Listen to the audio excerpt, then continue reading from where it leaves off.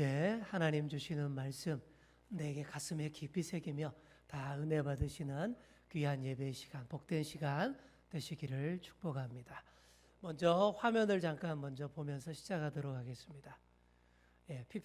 화면에 보이는 건물은 전라남도 신안군 증도에 있는 문준경 전도사 순교기념관입니다. 여러분 아시는 분들, 많이 들어보신 분들 계실 거예요. 대표적인 우리 개신교 유적지, 국내 유적지입니다. 다녀오신 분들도 많을 거예요. 문준경 전도사님은 여성의 몸으로 신안군의 수많은 섬들을 나룻배를 타고 돌아다니며 무려 100여 개의 교회를 개척하신 분입니다. 자, 다음 사진 보여주세요. 바로 이분인데요. 교회 하나 개척하는 것도 사람 정말 힘든 일인데 100여 개의 교회를 신안군 일대의 섬들에 개척했다고 하니까 보통 분이 아니죠. 엄청난 일입니다. 그러니 이분이 고무신을 신고 다녔는데 이분이 신고 다녔던 고무신이 1년에 9켤레가 닳아서 없어질 정도로 그렇게 쉬지 않고 열심히 복음을 전하고 교회를 개척한 분입니다. 자, 이 문전도사님의 전도와 목회 방식은 한마디로 섬 사람을 위해 할 수 있는 모든 일을 다 한다라는 그런 목회 철학이었어요. 그래서 가난한 집에는 음식과 옷을 가져다 주고 임산부에 가서는 산파 역할을 해주고 전염병이 돌았을 때에도 몸을 사리지 않고 뛰어들어서 할 수 있는 모든 일을 다 했던 그런 훌륭한 분입니다. 그래서 섬 마을의 어머니로 존경받았고 그 지역 복음화에 지대한 영향을 끼친 그런 분이시죠. 이분 덕분에 신안군 일대의 기독교인들이 그렇게 많아진 것입니다. 가난하고 척박하고 미신만 성행하던 그곳 섬들이 다 예수님을 믿게 됐어요. 그렇게 선한 영향력을 많이 미치고 하나님께 크게 쓰임을 받은 후에 6.25 전쟁 때에 공산당의 손에 순교하신 분, 바로 문준경 전도사님이시고 이분을 기념하는 선교 기념관이 증도에 서 있는 것입니다. 우리 한 번씩은 다 한번 다녀와 보시면 은혜가 될 것 같습니다. 자, 오늘의 우리는 순교를 경험해 보지 못하는 그런 좋은 시절을 살고 있어요. 순교라는 것. 그렇지 않습니까? 여러분 중에 순교하는 거 보신 분 있어요? 없을 거예요. 뭐 들어본 적은 있지만 직접 본 적도 있고 없고 그러다 보니까 별 관심도 없어졌습니다. 하지만 신앙 때문에 우리가 믿는 믿음 때문에 죽는 순교라는 것은 그 무게감이 얼마나 막중하고 주는 울림이 그 영향력이 얼마나 지대한지 모릅니다. 오늘 우리가 스데반 집사의 순교 장면을 같이 살펴보도록 하겠습니다. 사도행전 7장 전체는 스데반 집사의 긴 설교로 되어 있습니다. 스데반 집사님이 복음을 전하다가 유대 종교 지도자들에게 잡혔죠. 사내들인 공회 법정에 회부되어서 재판에 지금 서 있습니다. 그 재판정에서 이렇게 복음 설교를 하는데 유대인들이 다 아는 그들의 역사 이야기로 설교를 했습니다. 아브라함 때부터 시작해서 출애굽 이야기, 광야에서 있었던 사건들까지 다 설교를 했어요. 그리고 오늘 본문을 보시면 다윗의 아들 솔로몬이 성전을 짓는 이야기로 시작을 합니다. 자, 원래는 다윗이 하나님의 성전을 지으려고 그렇게 애를 썼어요. 근데 그렇게 하지 못하고 그 아들 솔로몬이 하게 됩니다. 자, 그런데 하나님은요, 그 누구에게도 성전 지으라라고 하신 적이 없습니다. 우리 하나님은 소박하고 작은 텐트로 된 그 성막 안에서도 백성들을 다 만나주시는 그런 분이십니다. 그런데도 솔로몬에게 성전을 짓게 하신 것은 다윗과 솔로몬이 하나님 앞에서 그렇게 성전을 짓고 싶어하고 간절히 바라고 기도하니 그래 어디 한번 잘 해봐라 라고 허락해 주신 것뿐인 거예요. 무엇보다 성전 건물을 잘 지었다라고 해서 하나님이 그 성전 안에만 들어와 계신 분도 아닙니다. 솔로몬도 그 사실을 너무 잘 알았어요. 48절 이하의 말씀을 보시면 이렇게 시작합니다. 그러나 지극히 높으신 이는 손으로 지은 곳에 계시지 아니하시나니. 시간과 공간을 초월하시고 아니 계신 곳이 없으신 무소부재하신 하나님이 사람이 지은 건물에 계실 수 있느냐라는 그런 얘기죠. 하늘을 보좌로 삼으시고 땅을 발판으로 삼으시는 온 우주를 다스리시는 분이 하나님이신데, 그런 하나님이 어떻게 사람이 지은 누추한 건물 안에 오시겠냐라는 그런 얘기죠. 이사야 선지자도 그렇게 고백을 했고, 솔로몬도 성전 봉헌식을 할 때 똑같은 내용으로 기도했습니다. 솔로몬이 지은 이 성전은요, 손 안에 든 작은 유리컵과 같은데, 우리 하나님은 태평양 바다와도 같은데 어떻게 여기다가 담을 수 있겠냐? 어림도 없죠. 말도 안 된다라는 거죠. 그런 얘기입니다. 자, 그런데도 하나님께서 솔로몬으로 하여금 성전을 짓도록 허락하셨습니다. 왜 그랬습니까?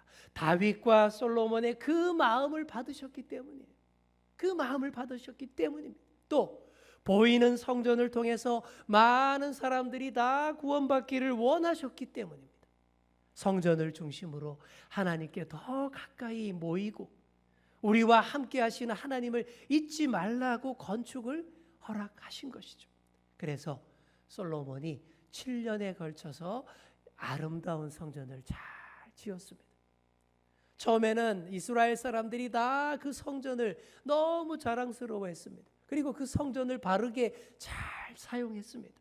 하나님께 더 가까이 나아가고 하나님께 예배하는 삶, 예배의 생활을 익히기 위해서 그 성전을 잘 사용했어요.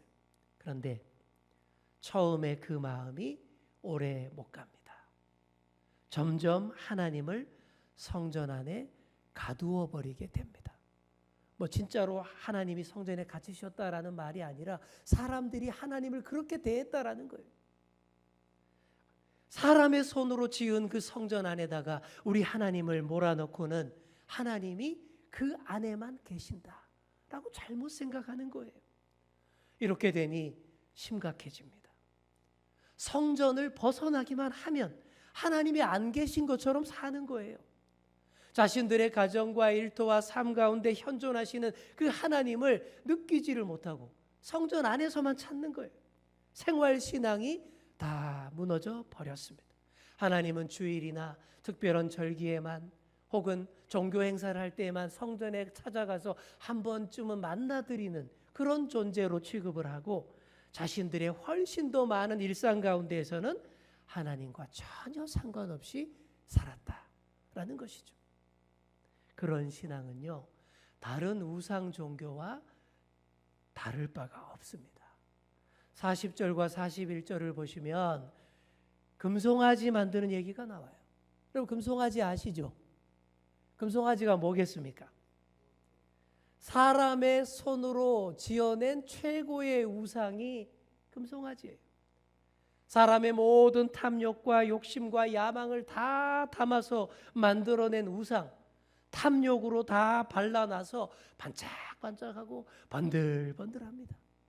그 번들번들한 것을 우리가 그렇게 좋아해요. 너무들 좋아합니다.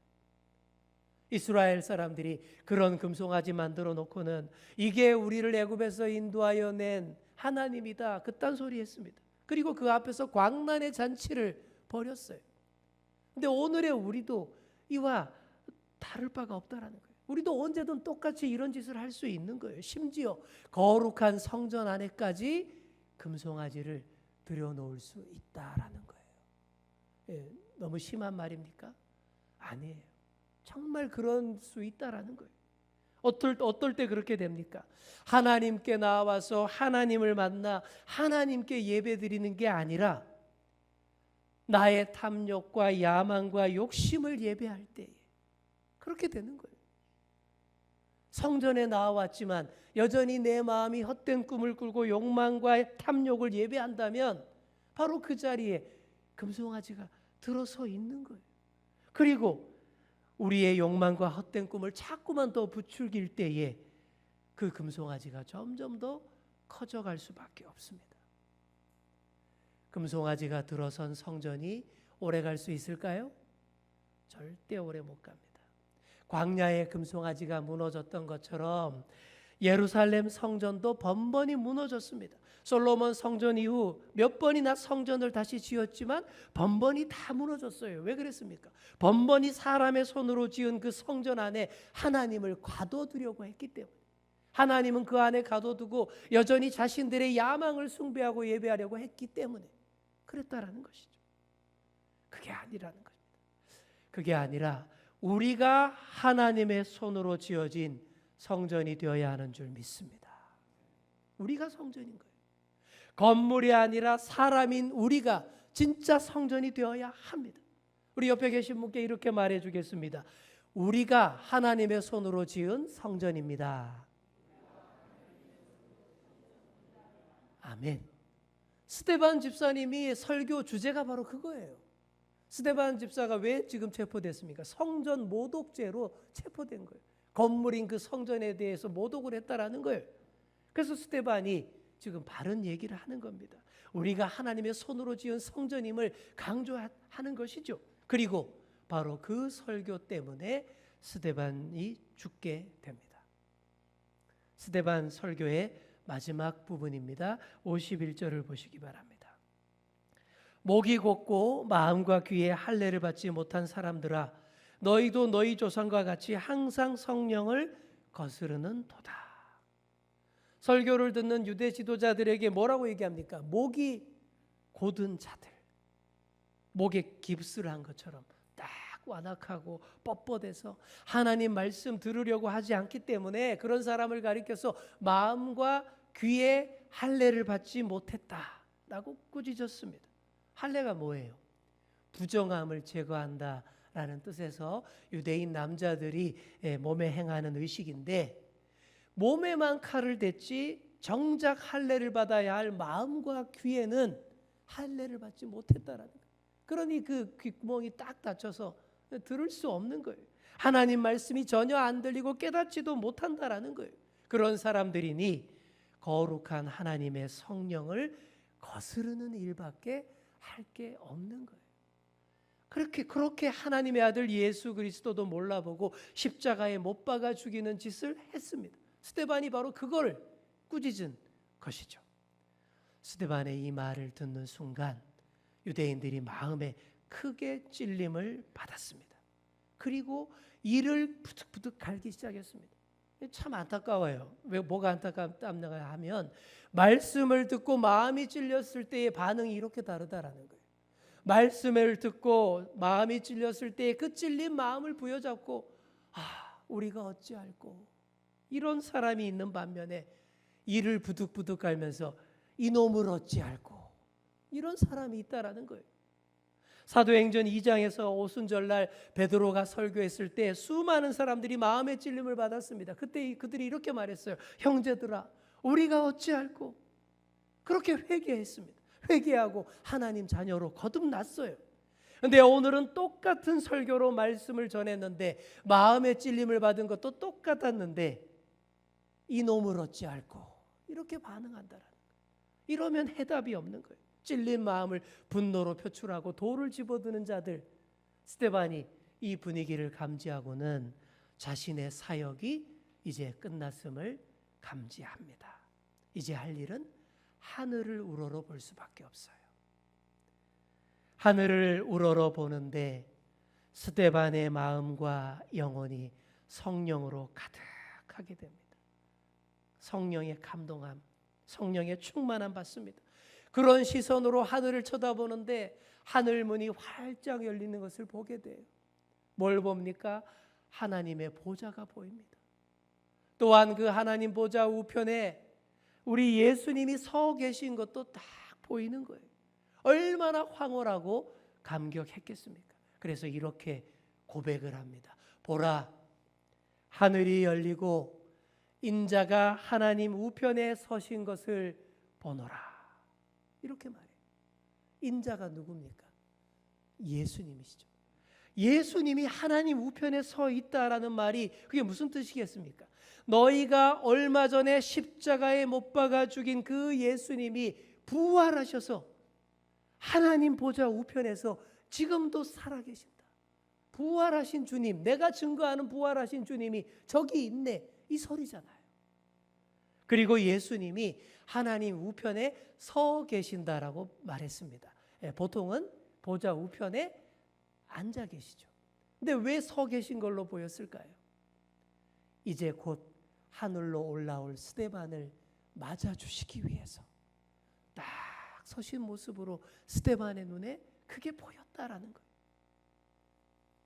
감격한 스데반이 보이는 대로 이렇게 얘기했을 때에 그게 불에 기름을 붓는 격이 되고 맙니다. 57절 58절을 보시면 그들이 큰 소리를 지르며 귀를 막고 일제히 그에게 달려들어 성 밖으로 내치고 돌로 칠세 증인들이 옷을 벗어 사울이라는 청년의 발 앞에 두니라. 흥분한 사람들이 일제히 소리 지르는 거예요. 그리고 귀까지 틀어막았습니다. 여러분, 귀 틀어막고 소리 지르면 아무것도 못 듣습니다. 이게 무슨 얘기예요? 스데반 너 얘기는 더 이상 우리가 안 듣겠다, 그런 얘기죠. 그런 자세로 성 밖으로 스데반을 끌어내고는 돌로 쳐서 죽입니다. 돌에 맞아 죽는 스데반의 모습, 오늘의 우리의 시선으로 볼 때에 너무 끔찍하고 처참한 죽음이겠죠. 그러나 그 순간이 스데반에게는 성령으로 최고로 충만한 그런 순간이었습니다. 왜 그렇습니까? 이 땅에서의 생명은 곧 끝나지만 저 영원한 하늘의 생명으로 갈아타는 그 순간임을 몸으로 느꼈기 때문인 것이죠. 그러니 계속 하늘을 우러러 봅니다. 그리고 스데반의 마지막 말입니다. 주 예수여, 내 영혼을 받으시옵소서. 또 하나가 더 있습니다. 무릎을 꿇고 크게 외칩니다. 주여, 이 죄를 그들에게 돌리지 마옵소서. 이 두 마디가 마지막 스데반의 말이에요. 유대인들은 스데반 죽어라 라고 발악하며 소리를 질렀는데 스데반은 이들의 용서를 위해서 오히려 크게 부르짖어 기도했습니다. 그리고 자신의 영혼을 받아달라고 예수님께 부탁했습니다. 여러분, 이 스데반의 마지막 말들 어디서 많이 들어본 말들이죠. 원조가 누굽니까? 우리 예수님이 십자가 위에서 마지막으로 하셨던 7마디 중에 2마디, 바로 그 말이에요. 스데반이 딴 소리 안 했어요. 딴 말 하지 않았습니다. 그저 예수님이 하신 그 말씀들을 똑같이 따랐습니다. 그리고 60절 끝부분을 보시면 이 말을 하고 자니라, 죽었다가 아니라 자니라, 스데반의 죽음을 잠으로 묘사했습니다. 죽었다라고 하면 다 끝난 것처럼 보이고 절망만 느껴져요. 하지만 잠들었다라고 말하면 전혀 느낌이 다릅니다. 잠들면 반드시 다시 깰 때가 있잖아요. 주 안에서 잠든 자들이 부활의 몸을 입고 다시 사는 그때가 바로 깰 때인 것이죠. 그 깰 때를 소망하며 평안히 잠이 들었습니다. 여러분, 잠이라는 게 정말 좋은 거예요. 우리에게 꼭 필수예요. 잠은 만병통치약입니다. 잘 자고 나면 웬만한 피로는 다 회복이 되고 가벼운 병까지도 낫습니다. 심지어 잘 자고 나면 골치 아픈 문제가 다 해결되어 있을 때도 있습니다. 저는 그걸 많이 경험했어요. 그래서 저는 지금도 정말 머리 아프고 복잡하고 힘들면 저녁 8시부터 그냥 자버립니다. 그냥 팍 자버려요. 그리고 푹 자고 아침에 일어나면 웬만한 문제들은 해결되어 있더라고요. 정말 그렇습니다. 나중에 우리가 이 땅에서의 마지막 순간도 죽음이 아니라 잠드는 순간이 되기를 소망합니다. 이 말을 하고 자니라 그랬죠. 여러분은 무슨 말을 하시겠습니까? 미리 생각 안 하셔도 돼요. 그런 거는. 왜냐하면 때가 되었을 때, 주님 부르실 때 성령에 감동하여서 저절로 나오는 말이기 때문에 미리 준비할 필요가 없어요. 그 준비하면 또 더 이상해집니다. 감동이 안 돼요. 그저 하나님 나라와 교회를 위해 최선을 다해서 잘 살기만 하면 잠들기 전 할 말은 때가 되면 저절로 입에 붙어 나온다라는 거예요. 자, 우리 옆에 계신 분께 한번 이렇게 말해 주겠습니다. 죽는 게 아니라 자는 겁니다. 아멘. 스데반이 이 말을 하고 잡니다. 잠들었더니 끔찍한 죽음이 아니라 평안한 잠에 들었더니 방금 전까지 돌에 맞던 끔찍한 고통도 싹 사라져 버려요. 방금 전까지 소란한 주변의 그 소음들, 잡음들도 잠잠해졌습니다. 그렇게 스데반의 영혼을 하나님 우편에 서서 대기하시던 예수님이 거의 품어 주셨습니다. 결국 아무도 스데반의 영혼을 건드리지도 못했어요. 멸하지 못했습니다. 주님 품에 안겨서 영원한 안식과 위로를 누리게 된 줄 믿습니다. 이 스데반이라는 이름, 헬라어로 스테파노스라고 하는데 이 스테파노스의 뜻이 뭐냐 하면 면류관이라는 뜻이에요. 한번 따라해 볼까요? 면류관. 면류관. 정말 하늘의 면류관을 받아 쓴 겁니다. 이 스데반이 교회 역사상 첫 순교자가 된 거예요. 이 엄청난 영광이에요. 이 스데반의 뒤를 이어서 수많은 순교자들이 주를 잇게 되는데 그 시작이 첫 순교자가 스데반이었다라는 거예요. 순교의 영광 아무에게나 주어지는 게 아니에요. 하나님께서 특별히 택하신 자에게만 주어지는 영광입니다. 그러니 여러분들은 너무 그렇게 두려워할 필요가 없는 거예요. 그리고 이 땅에서 순교하는 사람도 없고 순교하는 장면도 못 본 지 꽤 오래됐지요.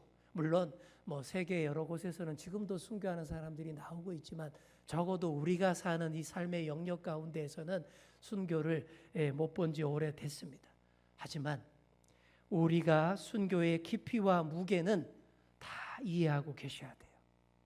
내가 순교자의 대열에 서지는 못하겠지만 우리의 교회가 피 흘림으로 세워졌고 수많은 순교자의 행렬을 따라 여기까지 왔다라는 것은 알고 계셔야 합니다. 수많은 생명을 살리기 위해 하나님의 아들이신 예수 그리스도의 그 보혈의 피, 보배로운 피가 제일 먼저 뿌려졌어요. 그리고 그 피를 따라서 수많은 순교자들이 주를 잇습니다. 십자가의 피로 영원한 생명을 우리에게 주신 그 주님의 은혜에 너무 감격해서 순교자들이 주를 이었어요. 우리 한국교회도 일제강점기 신사참배 반대와 또 6.25 전쟁 때까지 많은 순교자들로 붉게 물들였습니다. 이제 설교 서두에서 제가 소개했던 문준경 전사님의 마지막 순교 장면을 소개하고 말씀을 마무리하도록 하겠습니다. 문 전도사님이 신안군 일대의 수많은 섬들을 다니며 교회를 개척하고 목회를 하고 있을 때에 1950년 6월 25일 6.25 전쟁이 터졌습니다. 그리고 몇 달 후에 그 정도에까지 공산당원들이 들이닥친 거예요. 그리고는 수많은 섬 사람들을 괴롭힙니다. 문준경 전도사님은 자기네 이념과 완전 상극인 종교 지도자이기 때문에 완전 반동분자로 찍혀서 체포당합니다. 그리고는 육지 목포에 있는 정치 보위부로 끌려가게 돼요. 근데 전도사님이 목포의 정치 보위부로 딱 가봤더니 그곳에 공산당들이 한 명도 없는 거예요. 이게 무슨 일이냐 물어봤더니 얼마 전에 인천 상륙작전과 서울 수복 소식을 듣고는 다 꽁무니가 빠지게 내뺐다라는 거예요. 그렇게 되니까 이 전사님도 생각을 합니다. 빨리 중도로 돌아가야 되겠다. 빨리 돌아가서 우리 섬 사람들에게 이 소식을 전하고 위로하고 한시라도 빨리 돌봐야 되겠다. 그렇게 생각을 하고 말을 합니다. 그랬더니 옆에 있던 다른 목사님이 못 가게 막습니다. 지금 가면 위험하다라는 거예요. 여기 목포에는 다 도망갔지만 증도에는 아직 소식이 늦어서 아직 공산당원들이 도사리고 있는데 지금 가면 너무 위험하니까 그들을 다 토벌하고 나면 그때 들어가시라. 이 맞는 말이죠. 그렇게 얘기를 했어요. 그랬더니 전도사님이 이렇게 말합니다. 안 됩니다. 나 하나 죽는 것이야 괜찮지만 우리 성도들이 지금 모진 수모를 겪고 있는데 목회자인 내가 여기서 이러고 있을 수는 없습니다. 그러고는 10월 4일 밤에 배를 타고 증도로 다시 돌아왔습니다.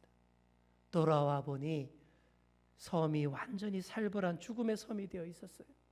빨리 도망가야 할 이 공산당원들이 잔뜩 독이 올라서 섬 사람들을 증동리 앞 백사장으로 다 끌어낸 거예요. 지금 순교기념관이 세워진 바로 그 위치, 그 바닷가인 거예요. 순교기념관 전시실 상황 우리 PPT 한번 마지막 사진 보여주시죠. 순교기념관 전시실에 있는 그때의 상황을 모형으로 만든 전시품입니다. 1950년 10월 5일 새벽 2시 그 바닷가에서 공산당의 학살이 시작됐습니다. 섬 사람들을 무참하게 때리고 죽창으로 찌르기 시작했어요. 문준경 전도사를 본 공산당원이 문 전도사님을 이렇게 부릅니다. 새끼를 많이 벤 씨암탉. 새끼를 많이 벤 씨암탉이라는 거예요. 복음으로 수많은 생명을 새롭게 한 문 전도사님을 그런 별명으로 불렀습니다. 그리고는 몽둥이로 때리고 죽창으로 찌르기 시작했어요. 그 와중에도 전도사님은 나만 죽이고 다른 사람들은 살려주라. 계속 그 얘기를 합니다. 죽창으로 마구 찔러대는데도 빨리 죽지 않고 자꾸 아름다운 말을 하시고 또 전도를 하니까 한 사람이 총을 들어서 방아쇠를 당겨버립니다. 그제야 하나님 아버지시여 내 영혼을 받아 주옵소서 이 말을 마지막으로 남기고 숨을 거둡니다. 예수님의 마지막 말씀 그리고 스데반 집사의 마지막 말과 똑같은 말을 따라 남겼습니다. 그러니 이분도 죽은 게 아니라 스데반처럼 이 말을 하고 자니라입니다. 그의 영혼을 예수님이 고이 품으셨습니다. 그렇게 순교의 반열에 오른 거예요. 그리고 이 문준경 전도사님의 고귀한 순교와 선한 영향력 때문에 그곳 많은 섬들이 다 복음화되었어요. 거기서 훌륭한 목사님들이 많이 배출되었습니다. 우리 대학생 선교회 CCC를 창립한 김중곤 목사님도 시인인 고운 목사님도 문준경 전도사님한테 배우고 목사가 된 거예요. 한때 증도의 복음화율이 무려 90%에 달했습니다. 인구가 많지 않은 섬이지만 아니 예수 믿는 사람이 90%다 그러면 상상이 가십니까? 그 섬에 가서 웬만한 사람 만나면 다 예수 믿는 사람이라는 그런 뜻이에요. 이렇게 되었다라는 것이죠. 사랑하는 성도 여러분, 오늘 우리가 위대한 순교자들에 대해 묵상했습니다. 세상에 좋아 보이는 금송아지 몰아내고 하나님의 손으로 지음받은 참 성전답게 불꽃처럼 살다간 신앙의 선배들 얘기입니다. 마지막으로 하나만 당부드립니다. 이들의 고귀한 죽음, 순교 장면만 보지 마시고 그들이 죽기 전에 순교하기 전에 어떻게 살았는지 그걸 봐야 된다라는 얘기 제가 말씀드립니다. 순교에 앞서 그들은 정말 열심히 치열하게 산 사람들이었어요. 잘 살았기 때문에 그들의 마지막 순간도 빛이 난 것뿐입니다. 이들을 본받아서 우리도 하나님께 드릴 산 제물로 사시기를 소망합니다. 우리가 순교자의 반열에 들기는 어렵지만 펄펄 살아있는 산 제물로 우리를 하나님께 드리면 됩니다. 그렇게 잘 사는 것이 우리의 생명을 드리는 최고의 헌신이며 순교와도 같은 거예요. 그 마음으로 그 순교자의 정신으로 열심히 주님 안에서 살아가시는 잘 사시는 정말 잘 사시는 그런 저와 여러분 다 되시기를 간절히 축원합니다. 기도하겠습니다. 주님 감사합니다. 스데반 집사의 순교를 묵상하며 그의 아름다운 죽음을 우리 가슴에 새깁니다.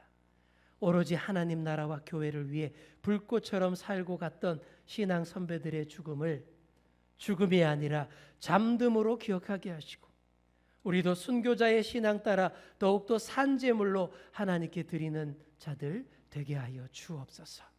우리 삶 가운데에서 우리의 성전에서 금송아지를 다 제거하게 하시고 오로지 주님만을 예배하는 자들 되게 하여 주옵소서. 예수님의 이름으로 기도드립니다. 아멘.